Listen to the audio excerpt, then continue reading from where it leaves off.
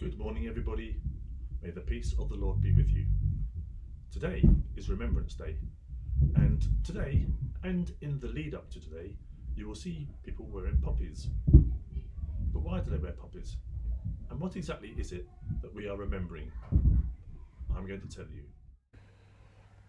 At 11 o'clock, we will have 2 minutes silence to mark the anniversary of the end of World War I, when the armistice, or peace agreement, was signed.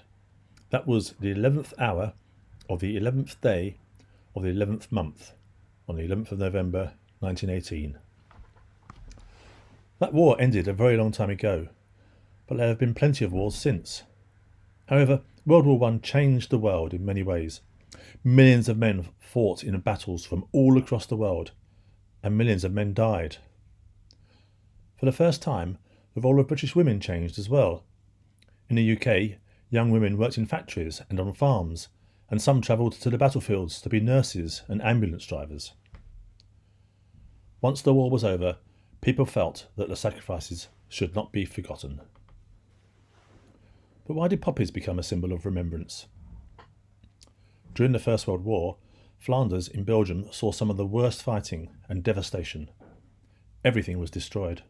All homes, trees, plants and life simply disappeared. The only thing to remind the soldiers of life was the flowering poppy. Its seeds liked to grow in bad soil. The beautiful red flowers brought hope and colour to those still fighting. The poppy was adopted in 1921 by the Royal British Legion as the symbol of remembrance. People had begun to adopt the poppy after being inspired by the poem of a Canadian doctor, John McCrae, who had been present in France at the fighting and was moved by the sight of thousands of poppies growing in the battlefield.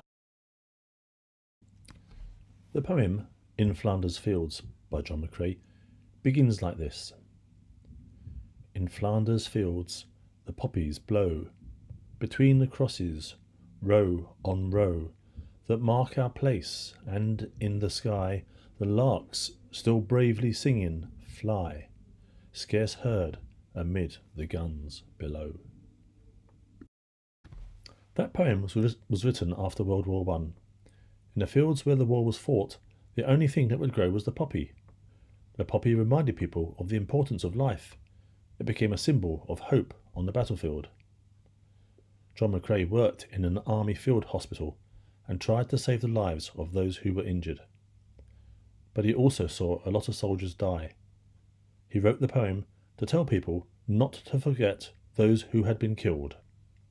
The poppy inspired people who believed that those who had fought should not be forgotten, and they started to wear a poppy at the time of the anniversary of when the fighting in the war had stopped, on the 11th of November.